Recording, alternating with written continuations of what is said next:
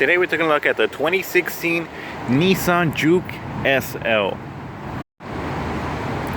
Now in this video we're not going to be covering all of the features available on the Nissan Juke SL. We're only going to be covering what features are standard on the SL trim level when upgrading from the SV. So now let's take a quick look around. Again, from the outside, comparing it to the SV, there's not many dead giveaways. The wheel design, the rims, the body style pretty much stays the same. Not too many changes here.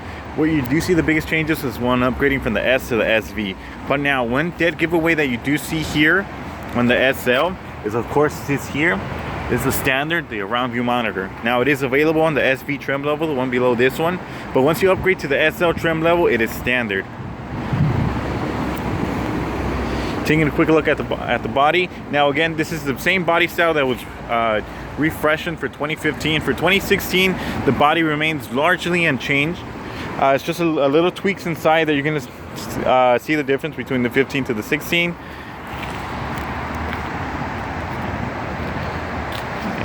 Now for 15, it received a couple tweaks here in the bumper and the tail light design. But again, this being the 16 model, it's going to be the same thing, but it does differ for the older 2011 to 2014 body styles. Now again, like I mentioned, it's not too many changes. Of course, you still have alloy wheels, which are standard on the base model. A nice sunroof, which came available on the SV model. So all of those features transfer over.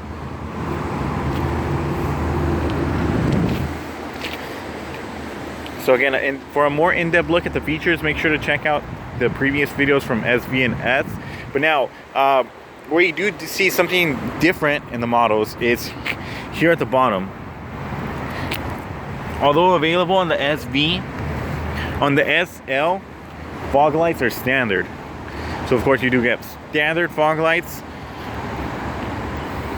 Now again, design-wise, not too many changes. Of course, one nice thing to take a look at is the fact that all trim levels feature these nice LED accent lights. So they're not daytime running lights. They're not going to stay on as long as the vehicle is on. You do have to turn them on manually, but again, it's something really attractive to look at in the Nissan Juke. Overall, this new refresh and body style is something that really has turned the Juke into a more attractive vehicle. So aside from being having a lot of features and being one of the most unique in its class, little touches here and there that Nissan did to refresh on the 2015 body style that carries over for the 2016 are definitely appreciated. So again, just taking one more quick look just to observe the dimensions of the vehicle, the body style. Again, on the Nissan Juke, it does feature a 1.6 liter engine. We're going to get into the specifics about that in just a little bit. Or you can check out a previous video where we really get into the in-depth look at the engine on the S model. It is available with a high-powered engine, so a little bit tweaks here and there to feature a more powerful engine on the Nismo models. This is the SL model, so it's considered the high-end trim of the five. So it comes in S, SV, SL, Nismo, and Nismo RS being the top of the line. Again, the Nismo variants being a little bit more performance oriented, while the SSV tend to be more for the common people, and the SL being a little bit more high-end. So once we take a look inside, you can see how the Nissan Juke SL really differentiates from the rest of them. So underneath the hood, we're going to briefly talk about the engine. It is, like I said, is 1.6 liter direct injection turbocharged engine.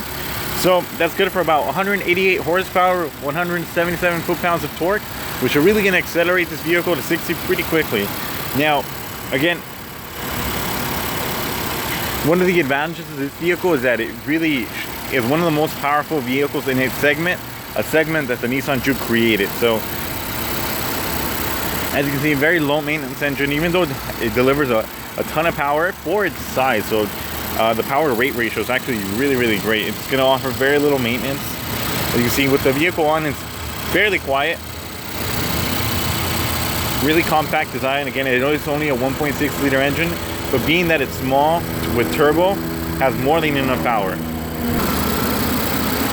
One notable feature with all the Nissan Juke engines is, of course, that they feature a timing chain. So timing chain comes with a lifetime warranty, no need to maintenance that. But aside from that, let's go ahead and move on to the inside and see what are the biggest changes on the Nissan Juke SL.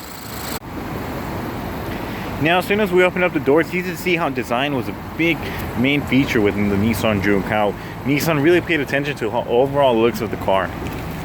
Now here with the leather seats, it's really, really attractive. So it has that red contrast on the inside when you get the dark interior seats.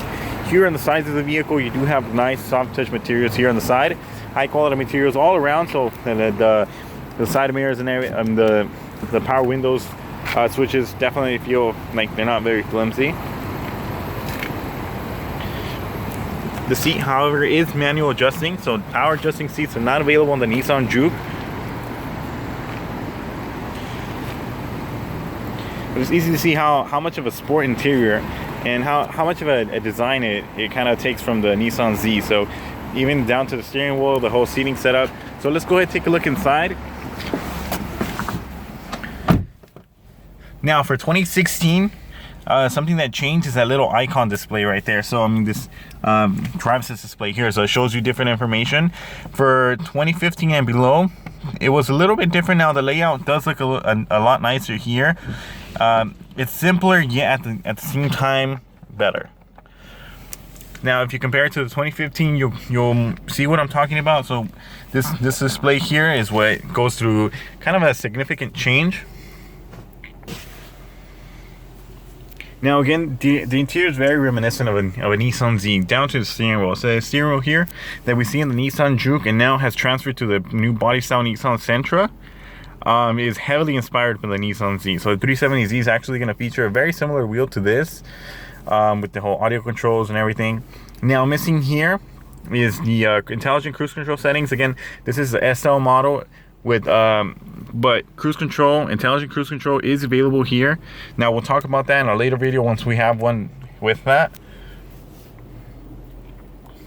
But moving on to the features that become standard on the SL. So what makes it the biggest deal from when upgrading from the SV to the SL is of course this main feature here. So as navigation is available on the SV trim level, but once you go to the SL model, it is standard. Now what we're looking at is the Nissan Connect apps with navigation. So of course it does have this nice map layout. Now being that this is the SL model, what I mentioned earlier with the whole moving object detection and a round view camera, when you put the car into reverse, you'll see what I'm talking about. So this one here, it features of course the around view monitor with moving object detection. So as you start to drive, you can see everything that's behind you, so you can get really close to your vehicle without actually hitting it, because you can see all four sides of the vehicle. So you can see from the top angle view and the rear view. So as you can see, I can get really close to this car behind me and not hit it. Again, that is the advantage of having a around view monitor, something that Nissan really pioneered, and is available on some of our SUVs, Nissan Juke, Nissan Rogue, and so on.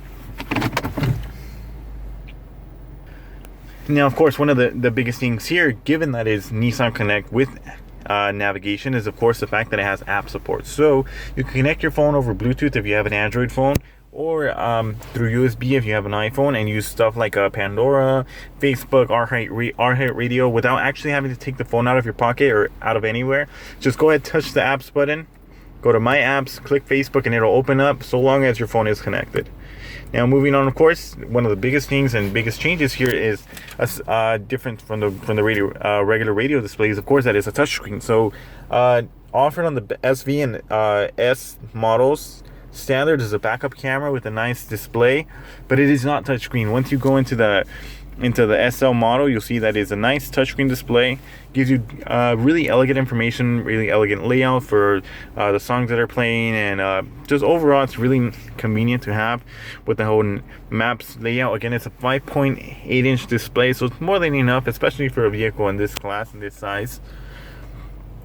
Moving down to the bottom, now this is the same icon display carried over from the Nissan Juke SV. So we're not going to get into too much detail, but of course it does have the drive mode and the climate control here, which is going to change the whole layout here.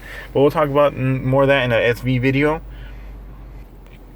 But now, one small thing to not look over when it comes to the Nissan Juke SL is the voice command feature. So when you upgrade to the SL, you have an overall better voice recognition and voice commands, given that you do have the navigation system. So you can use a couple features that are not available on the Nissan Juke SV or S.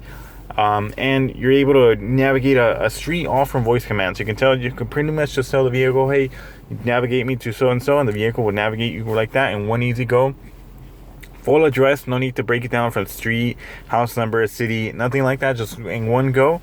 The Nissan Juke is smart enough to be able to navigate you there. As well as the addition, which is standard on the Nissan Jukes, starting from the base model, of Siri eyes free. So of course here it's not going to work because we do not have it connected, but it's something that is available. So just keep in mind you can connect your iPhone through USB or Bluetooth and be able to use Nissan Connect and Siri with the vehicle, so you can do a lot of voice commands with it. Now of course one of the biggest features here is of course that the SL comes standard with leather seats, but aside from that you also have nice heated seats. So if you're in a colder climate, you can put low and high heat and really get your buns toasty when you're sitting in the Nissan Juke. Again, something small, but something that a lot of customers tend to like. Leather seats, very low maintenance, and definitely some of the most comfortable.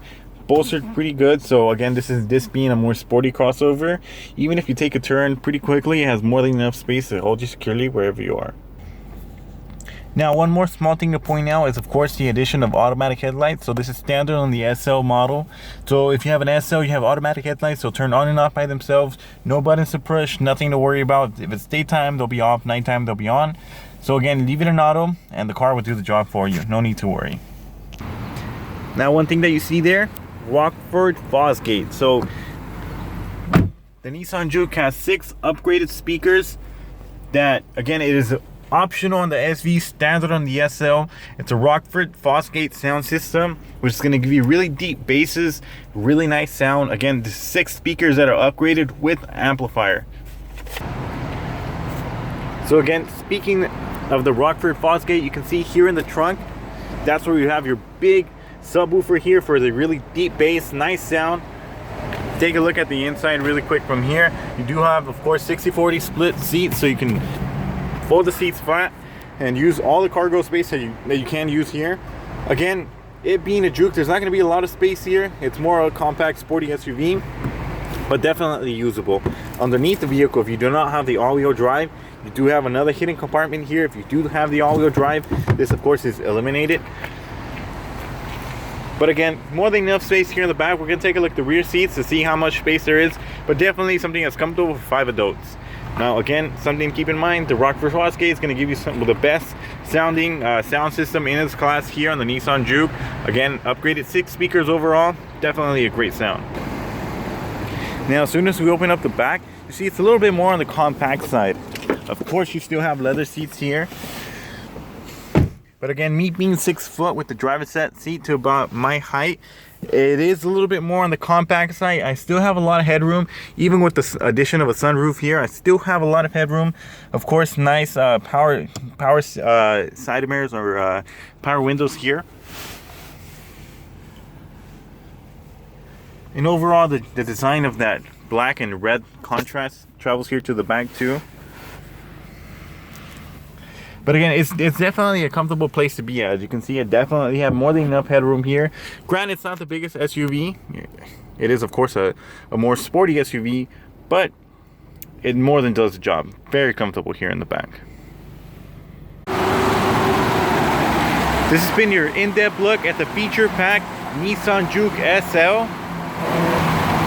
For more information on what's standard and lower trim levels, make sure to check out the channel where we're going to cover everything from the SSV, SL, Nismo, and Nismo RS. But for now, this has been your quick look at what is standard on the SL before optioning out any other packages.